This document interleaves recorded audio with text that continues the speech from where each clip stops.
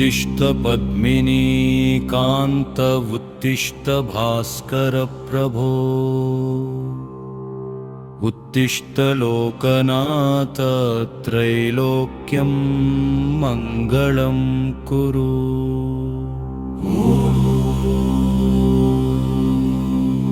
उत्तिष्ठ उत्तिष्ठ गोविन्द उत्तिष्ठ गरुडध्वज उत्तिष्ठ कमलाकान्त त्रैलोक्यं मङ्गलं कुरु। आदित्याय नमस्तुभ्यं प्रभाकराय नमो नमः सहस्रकिरणायैव सूर्याय नमो नमः। सप्ताश्वरधमारूनं प्रचण्डं कश्यपात्मजं श्वेतपद्मधरं देवं तं सूर्यं प्रणमाम्यहम्। लोहितं रथमारूरुं सर्वलोकपितामहं महापापहरं देवं तं सूर्यं प्रणमाम्यहम्। त्रैलोक्यचक्षुषं देवं तेजोराशिं दिवाकरं तमोनाशकरं देवं तं सूर्यं प्रणमाम्यहम्। ब्रह्म विष्णु महेशानां रूपाय सूर्याय नमो नमः जगत्कर्त्रे जगन्नाथाय सूर्याय नमो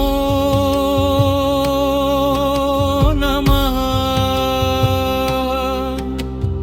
आदिदेव नमस्तुभ्यं प्रसीद मम भास्कर दिवाकर नमस्तुभ्यं प्रभाकर नमोऽस्तुते।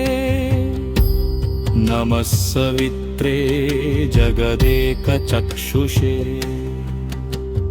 जगत्प्रसूति स्थितिनाशहेतवे त्रयीमयाय त्रिगुणात्मधारिणे विरिञ्चि नारायण शङ्करात्मने। ॐ सूर्याय नमः ॐ भास्कराय नमः ॐ आदित्याय नमः ॐ सवित्रे नमः ॐ मित्राय नमः ॐ सूर्याय नमः ॐ भास्कराय नमः ॐ आदित्याय नमः ॐ सवित्रे नमः ॐ